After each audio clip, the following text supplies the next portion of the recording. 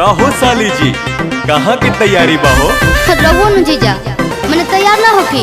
ओहो बुझ गई नी, मनबू ना सो। हाँ जी।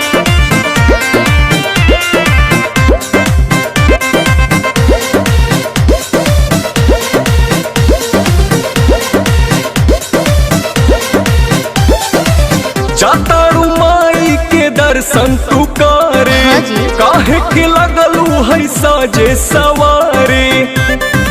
मैंने तैयार ना होकी। अरे जल्दी होखा, जातारू माई के दर्शन तू करे, हाँ जी। काहे के लगलू है साजे सवारे।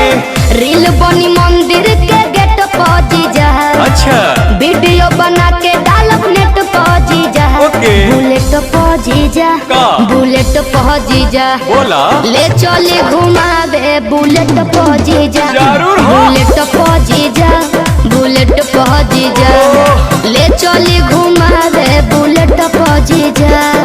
बुझनी? हम सब बुझतानी।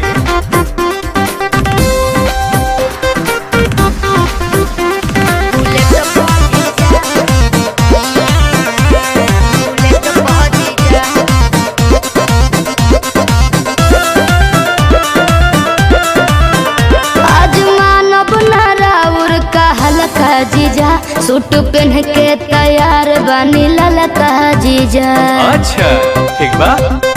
ए जीजा जी सुना, जौन कहबू खाए के साली उ घर ही लिया दे हबो। अरे ना जी। डेरी मिल्क कहा चॉकलेट दू पैकेट खिया दे हबो।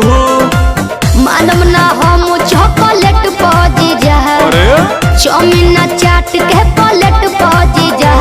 बुलेट पा जीजा, का? बुलेट पा जीजा, बोला। ले चले घुमावे बुलेट पा जीजा। आहो। बुलेट पा जीजा, का? बुलेट पा जीजा, ले चले घुमावे बुलेट पा जीजा। अरे भागत काहे बनी?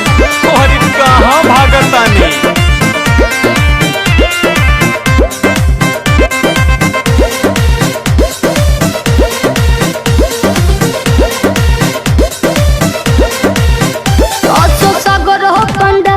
घुमा दी जी, हाँ। जीजा बिमल से ये श्रद्धा पूरा दी जी।